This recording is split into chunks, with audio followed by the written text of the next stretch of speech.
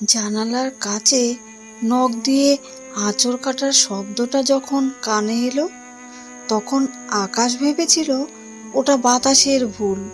কিন্তু যখনই সে টর্চের আলোটা দরজার নিচে ফেললো, তিন বন্ধুর রক্ত হিম হয়ে গেল। সেখানে কাদামাখা একজোড়া বিশাল পায়ের ছাপ, কিন্তু আঙুলগুলো মানুষের মতো সামনে নয়, বরং বীভৎসভাবে পেছনের দিকে ঘোরানো। মনে হচ্ছে কেউ উল্টো পায়ে তাদের দরজার ওপাশে ওত পেতে বসে আছে। কে এই অভিশপ্ত পদচিহ্নের মালিক? স্বপ্নডট সত্যিতে আপনাদের স্বাগত জানাই। এখানে স্বপ্ন সত্যি হয়, আমি শুধু গল্প শোনাই। আপনাদের সাথে আছি আমি অসীমা। চলুন তবে স্বপ্নের দুনিয়ায় প্রবেশ করি। 89 নম্বর এপিসোডে আজকের গল্প অভিশপ্ত পদচিহ্ন। হ্যাঁ, ঠিকই শুনেছেন, আজকের গল্প অভিশপ্ত পদচিহ্ন। রাত তখন 1:15। বাইরে প্রকৃতির তাণ্ডব চলছে। ঝমঝম করে বৃষ্টি পড়ার শব্দের সাথে পাল্লা দিয়ে বইছে ঝোড়ো হাওয়া। জানালার কাঁচগুলো বাতাসের ঝাপটায় এমনভাবে কাঁপছে যেন যে কোনো মুহূর্তে চূর্ণ বিচূর্ণ হয়ে যাবে। গ্রামের একদম শেষ প্রান্তে, লোকালয় থেকে বেশ দূরে, এই পরিত্যক্ত আমবাগান ঘেরা বিশাল বাড়িটা আজ এক রহস্যময় নিস্তব্ধতায় ডুবে গেছে। শহরের যান্ত্রিক জীবন থেকে মুক্তি পেতে আকাশ, জয় আর নীলা এই বাড়িতে ছুটি কাটাতে এসেছিল। কিন্তু আকাশের এই অন্ধকার রাতটা তাদের জন্য এক বিভীষিকা হয়ে নামবে তা তারা কল্পনাও করতে পারেনি। আকাশ ড্রয়িং রুমের একটা পুরনো কাঠের চেয়ারে বসে লাইব্রেরি থেকে আনা এক রহস্য উপন্যাস পড়ছিল। টেবিলের ওপর রাখা হারিকেনের আলোটা বারবার বাতাসের ঝাপটায় দপদপ করে কাঁপছে। জয় আর নীলা সোফায় বসে কফির মগে শেষ চুমুক দিচ্ছিল। হঠাৎ নীলা খেয়াল করলো বাইরের বারান্দার দিক থেকে একটা অদ্ভুত খসখসে শব্দ ভেসে আসছে। মনে হচ্ছে কেউ যেন জানলার কাচের ওপর খুব সন্তর্পণে নখ দিয়ে আঁচড় কাটছে। শব্দটা একটানা নয়, কিছুক্ষণ পর পর থেমে আবার শুরু হচ্ছে।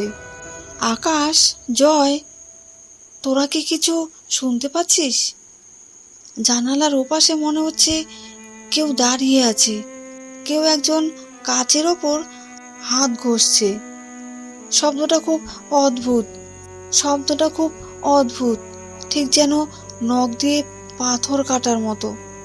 আরে ধুর নীলা, তুই সবসময় বড্ড বেশি কল্পনাপ্রবণ। এই ঝড় বৃষ্টির রাতে গাছের ডালপালা জানলায় ঘষা লাগছে, আর তুই ভাবছিস কেউ দাঁড়িয়ে আছে? এই জনমানবহীন জঙ্গলে মানুষ আসার প্রশ্নই ওঠে না।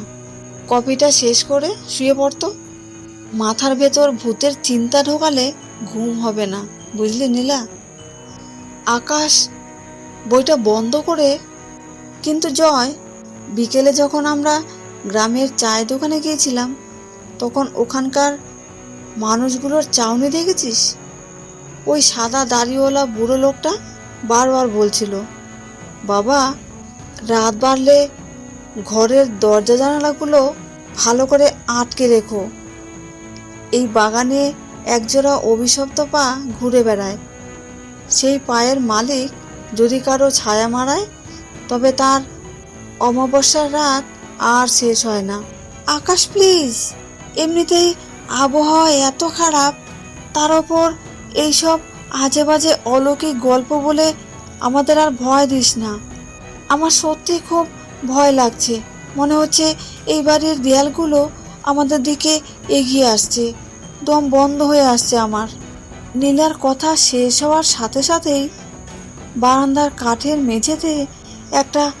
মেঝেতে ভারী এবং ভেজা কিছু পড়ার শব্দ পাওয়া গেল। কেউ একজন যেন কাদামাখা পায়ে ভারী শরীরে বারান্দার এক মাথা থেকে অন্য মাথায় হাঁটছে। শব্দটা ড্রয়িং রুমের দরজার ঠিক বাইরে এসে হঠাৎ থেমে গেল। তিন বন্ধুর নিঃশ্বাস যেন বন্ধ হয়ে এলো। আকাশ হাতের টর্চটা শক্ত করে ধরল। জয় আর নীলা একে অপরের হাত ধরে আকাশের পেছনে গিয়ে জড়ো হলো। আকাশ খুব ধীরে ধীরে দরজার ছিটকেনিটা খুলল। দরজাটা খোলার সাথে সাথেই বাতাসে এক তীব্র ঝাপটা তাদের মুখে লাগলো। আকাশ টর্চের আলোটা বারান্দার মেঝেতে ফেলল। সেখানে যা দেখা গেল তা দেখে তিনজনেরই শরীর হিম হয়ে গেল।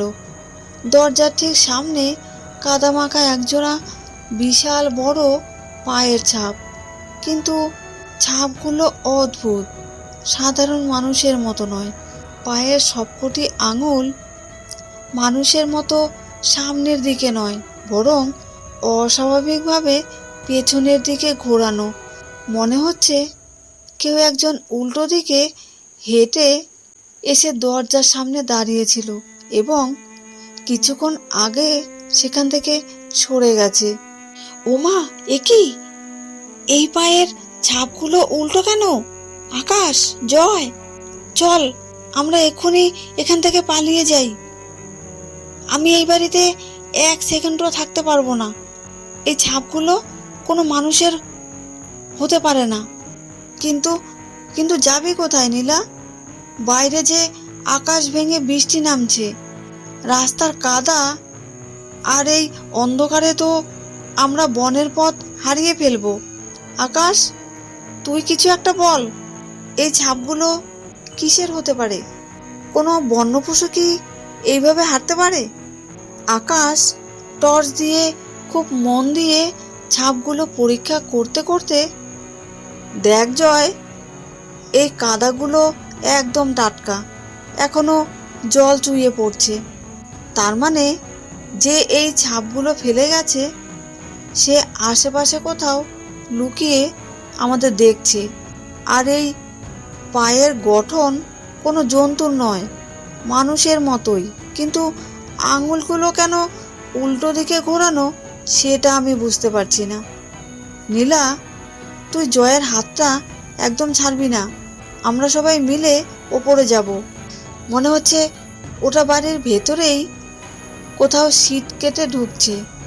তারা তিনজন খুব সাবধানে পা টিপে টিপে কাঠের সিঁড়ির দিকে এগিয়ে গেল। সিঁড়িটা অনেক পুরনো হওয়ায় পা ফেললেই মচমচ করে অদ্ভুত এক শব্দ হচ্ছে, যা এই শব্দ রাতে আরও ভয়ঙ্কর লাগছে। সিঁড়ির মাঝামাঝি পৌঁছাতেই হঠাৎ একটা তীব্র পচা গন্ধ তাদের নাকে এলো। মনে হলো কোনো পুরনো গোরস্থান থেকে এই গন্ধটা ভেসে আসছে। আকাশ টর্চের আলো সিঁড়ির প্রতিটি ধাপে ধাপে ফেলল। সেখানেও দেখা গেল সেই একই কাদামাখা উল্টো পায়ের ছাপ ওপরের দিকে উঠে গেছে। প্রতিটি ধাপে জল আর কাদার চিহ্ন স্পষ্ট, যেন কেউ তাদের ওপরের অন্ধকার ঘরগুলোর দিকে ইশারা করে টেনে নিয়ে যাচ্ছে। নীলা ভয় পেয়ে ফুপিয়ে ফুপিয়ে কাঁদতে শুরু করলো। জয় তাকে সাহস দেওয়ার চেষ্টা করছে, যদিও তার নিজের শরীর থরথর করে কাঁপছে। নীলা হাতে মুখ চেপে ধরে কাঁদতে কাঁদতে, আমি আমি আর এক পাও নাড়তে পারছি না। আকাশ, ফিরে চল। আমার মনে হচ্ছে ওপরের এই অন্ধকার ঘরটায় কেউ আমাদের জন্য অপেক্ষা করছে। এই পচা গন্ধটা আমার নাকে ঢুকে যাচ্ছে, বমি পাচ্ছে আমার। নীলা, এখন ভেঙে পড়লে আমাদের বিপদ আরও বাড়বে। আমাদের দেখতেই হবে ওটা কি। যদি ওটা কোনো মানুষের কাজ হয় তবে তাকে আমাদের রুখতে হবে। জয়, তুই টর্চটা ধর, আমি হাতের এই মোটা লাঠিটা শক্ত করে ধরছি, ভয় পাবি না, আমরা একসাথে আছি। সিঁড়ির শেষ ধাপে পৌঁছে তারা বড় ঘরটার সামনে এসে দাঁড়ালো। ঘরটা অনেক বড়, আসবাবপত্রগুলো ধুলো আর মাকড়সা জালে ঢাকা। দরজাটা অর্ধেক খোলা ছিল। ভেতর থেকে কোনো আলো আসছে না, শুধু এক ধরনের ভারী নিঃশ্বাসের শব্দ পাওয়া যাচ্ছে। আকাশ সাহসে ভর করে দরজাটা এক ধাক্কায় খুলে ফেলল।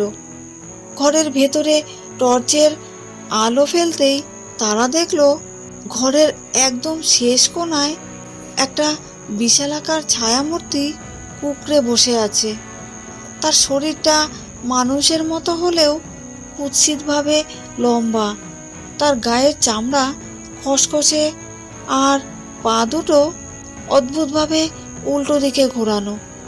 শব্দটা শুনে সে আস্তে আস্তে মাথা ঘুরিয়ে তাদের দিকে তাকালো। টর্চের আলোয় যখন তার মুখটা দেখা গেল, তখন জয় আর নীলা আতঙ্কে চিৎকার করে উঠল। লোকটার মুখে কোনো মাংস নেই, চামড়া হাড়ের সাথে লেপ্টে আছে, আর তার চোখের মণি বলতে কিছুই নেই। পুরো চোখটাই ধবধবে সাদা এবং জল জল করছে। ঠিক তখনই, তোমরা এখানে কেন এসেছো? এই বাগান আমার একার। যারা আমার নির্জনতা নষ্ট করে, আমি তাদের ছায়া কেড়ে নিই। কেন তোমরা আমার অভিশপ্ত পদচিহ্ন অনুসরণ করলে? তোমরা কি জানো না, এই পদচিহ্ন যারা দেখে ফেলে তাদের ফেরার পথ চিরতরে বন্ধ হয়ে যায়। আমরা জানতাম না। আমরা শুধু কয়েকদিনের জন্য এখানে ঘুরতে এসেছিলাম। কাল সকালেই আমরা চলে যাব। দয়া করে আমাদের কোনো ক্ষতি করবেন না, আমরা আপনার পায়ে পড়ছি। সকালে যাওয়ার সময় আর তোমাদের নেই। এই বাগান বাড়িতে যারা একবার পা রাখে, তারা এখানকার অন্ধকারের অংশ হয়ে যায়। আমার পা যেমন উল্টো দিকে ঘোরানো, তোমাদের জীবনের চাকাও এখন থেকে উল্টো দিকে ঘুরবে। তোমরা এই বাগানের নিস্তব্ধতায় বিলীন হয়ে যাবে। আপনি আপনি আমাদের কেন ভয় দেখাচ্ছেন? আমরা আপনার কি ক্ষতি করেছি? আপনি তো একসময় মানুষই ছিলেন, তাই না? আপনার গায়ে এই দগদগে ক্ষত কেন? আপনি কি কোনো অসুখে ভুগে এই অবস্থায় পৌঁছেছেন? গ্রামের লোকেরা কেন আপনার কথা বলতে গিয়ে শিউরে ওঠে? নীলার এই সাহসী প্রশ্ন শুনে সেই ছায়ামূর্তিটা হঠাৎ থমকে গেল। তার সাদা চোখের মণিগুলো যেন একটু স্থির হলো। সে তার উল্টো পা দুটো টেনে টেনে জানলার কাছে এগিয়ে গেল। বাইরে তখন হঠাৎ এক বিশাল বিদ্যুতের ঝলকানি হলো, আর সেই আলোয় লোকটার পুরো চেহারা দেখা গেল। সে আসলে কোনো অপ্রাকৃত ভূত নয়, বরং এক ভয়াবহ বিরল চর্মরোগে আক্রান্ত মানুষ ছিল, যাকে বহু বছর আগে গ্রামের মানুষজন অভিশপ্ত এবং অশুভ তকমা দিয়ে এই জনমানবহীন আমবাগানে একলা ফেলে রেখে গিয়েছিল। কেউ তাকে এক মুঠো অন্ন দেয়নি, কেউ তাকে একটু মায়া করেনি। একা থাকতে থাকতে আর মানুষের ঘৃণা সইতে সইতে সে নিজেও নিজেকে এক দানব মনে করতে শুরু করেছে। তার পা দুটো জন্ম থেকেই ছিল বিকলাঙ্গ, যা সময়ের সাথে সাথে আরো কুৎসিত আকার নিয়েছে। মানুষ? হ্যাঁ, এক সময় তো মানুষই ছিলাম, কিন্তু এই সমাজ, এই চেনা পৃথিবীর মানুষেরা আমাকে পশুর চেয়েও অধম করে রেখেছে। আমার এই কুৎসিত চেহারার জন্য সবাই আমাকে ঢিল মারত, আমাকে দেখলেই দরজা বন্ধ করে দিত। আজ তোমরা এখানে হাসি তামাশা করতে এসেছো, আর আমি এই নর্দমার মতো ঘরে পৌঁছে মরছি। আমার পায়ের ছাপ দেখলেই সবাই পালায়, তাই আমিও চেয়েছি তোমরা আমাকে দেখে ভয় পাও। তোমরাও বোঝো একাকিত্বের যন্ত্রণা কতটা বিষাক্ত। ঘৃণা পেতে পেতে আমি এখন ঘৃণাক্ষরেও ভালোবাসা চিনতে পারি না। আমরা আপনার সব কষ্ট বুঝতে পারছি, আমাদের ক্ষমা করবেন। আমরা জানতাম না এই রহস্যময় বাগানবাড়ির পেছনে ইতিহাস এত করুণ, কিন্তু এভাবে আমাদের ভয় দেখিয়ে আপনি কি শান্তি পাবেন? আমাদের ক্ষতি করলে কি আপনার দীর্ঘদিনের জমে থাকা দুঃখ একটুও কমবে? আমরা আপনাকে ঘৃণা করছি না, বরং আমরা আপনার জন্য দুঃখিত। ছায়ামূর্তিটি দীর্ঘক্ষণ জানলার বাইরে অন্ধকার আমবাগানের দিকে তাকিয়ে চুপ করে রইল। বৃষ্টির বেগ আস্তে আস্তে কমে এসেছে, ঝড়ের তাণ্ডবও এখন অনেকটাই শান্ত। মেঘের আড়াল থেকে একটুখানি রূপালি চাঁদের আলো জানালা দিয়ে ঘরের মেঝেতে এসে পড়েছে। লোকটা আর কোনো কথা বলল না। সে ধীর পায়ে পেছনের বারান্দার অন্ধকার সিঁড়ি দিয়ে নিচে নেমে আমবাগানের গহীনে মিলিয়ে গেল। শুধু মেঝেতে কাদার সেই উল্টো পায়ের ছাপগুলো পড়ে রইল, যা এখন আর ভয়ের কোনো চিহ্ন নয়, বরং এক চরম অবহেলার আর মানুষের নিষ্ঠুরতার সাক্ষী হয়ে দাঁড়িয়ে আছে। আকাশ একটা লম্বা স্বস্তির নিঃশ্বাস ফেলে টর্চটা নিভিয়ে দিল। ও চলে গেছে। নীলা, তোর সাহস আর এই সহমর্মিতা না থাকলে আজ হয়তো আমরা সবাই এক বড় বিপদে পড়তাম। ঘৃণা দিয়ে নয়, তুই ওকে ভালোবাসা দিয়ে জয় করেছিস। জয়, দেখ, ও কিন্তু আমাদের কোনো শারীরিক ক্ষতি করতে আসেনি। ও শুধু চেয়েছিল ওর অস্তিত্বের কথা আমাদের জানাতে।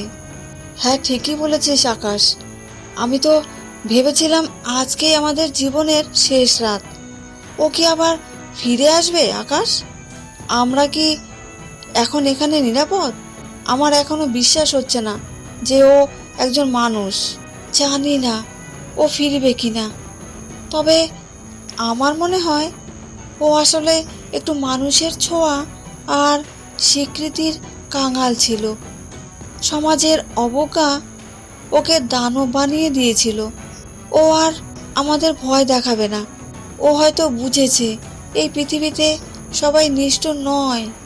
পরদিন সকালে যখন আকাশ একদম পরিষ্কার হলো, মিষ্টি রোদে চারপাশ ঝলমল করে উঠল, পাখিগুলো আমবাগানের ডালে বসে গান গাইছে। তারা তিনজন তড়িঘড়ি করে ব্যাগ গুছিয়ে বাগানবাড়ি থেকে বেরিয়ে এলো। গেটের কাছে এসে তারা শেষবারের মতো সেই পুরনো বাড়িটার দিকে তাকিয়ে দেখল। রোদে বারান্দার সেই কাদামাখা উল্টো পায়ের ছাপগুলো শুকিয়ে ধুলো হয়ে মিলিয়ে যাচ্ছে। আকাশটা এখন একদম গাঢ় নীল। মনে হচ্ছে কালো মেঘের সেই বিভীষিকা যেন এক দুঃস্বপ্ন ছিল। কিন্তু তারা জানে এই বাগানের গহীনে এখনো একজোড়া অভিশপ্ত পদচিহ্ন ঘুরে বেড়ায়, যা আসলে কোনো প্রেতাত্মার নয়, বরং এক অবহেলিত এবং একাকী মানুষের আর্তনাদ। রাস্তায় চলতে চলতে তারা গ্রামের সেই মোড়ের চায়ের দোকানের সেই সাদা দাড়িওয়ালা বুড়ো লোকটার দেখা পেল। সে তাদের জ্যান্ত ফিরে আসতে দেখে বিস্ময়ে বিমূঢ় হয়ে তাকিয়ে রইল। তার চাউনি বলছে সে বিশ্বাসই করতে পারছে না যে কেউ ওই অভিশপ্ত বাগানবাড়ি থেকে জীবিত ফিরতে পারে। নীলা লোকটার সামনে গিয়ে দাঁড়ালো এবং খুব ধীরস্থিরভাবে বলল, চাচা, ও অভিশপ্ত মানুষের মনে থাকে ওই মানুষটা কোনো দানব নয়, সে শুধু আমাদের মতো সাধারণ মানুষের সাহায্য আর একটু সহানুভূতির অভাবে পশুর মতো হয়ে গেছে। বুড়ো লোকটা কিছু বলতে গিয়েও থমকে গেল। আকাশ, জয় আর নীলা শহরের বাসে উঠে পড়ল। বাসের জানালা দিয়ে নীলা দেখলো আকাশটা এখন একদম মেঘমুক্ত। পেছনে ফেলে আসা সেই রহস্যময় আমবাগান আর উল্টো পায়ের ছাপের গল্প এখন তাদের জীবনের এক অমূল্য শিক্ষা হয়ে রয়ে গেল। অভিশপ্ত পদচিহ্নের রহস্য আজ থেকে তাদের কাছে আর কোনো ভয়ের ভৌতিক গল্প নয়, বরং এক মানবিক ট্র্যাজেডির অংশ হয়ে গেল।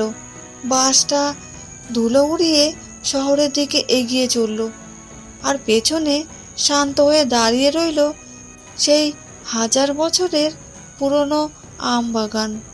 তো এই ছিল আজকের গল্প, অভিশপ্ত পদচিহ্ন। গল্পটা যদি ভালো লেগে থাকে লাইক, কমেন্ট, শেয়ার করবেন। আপনি যদি এই চ্যানেলে নতুন হয়ে থাকেন তাহলে স্বপ্নটা সত্যি চ্যানেলটা সাবস্ক্রাইব করে পাশে থাকবেন। আমি অসীমা আবার ফিরে আসব নতুন একটি গল্প নিয়ে। আপনারা সবাই ভালো থাকবেন, সুস্থ থাকবেন, শুভকামনা রইল।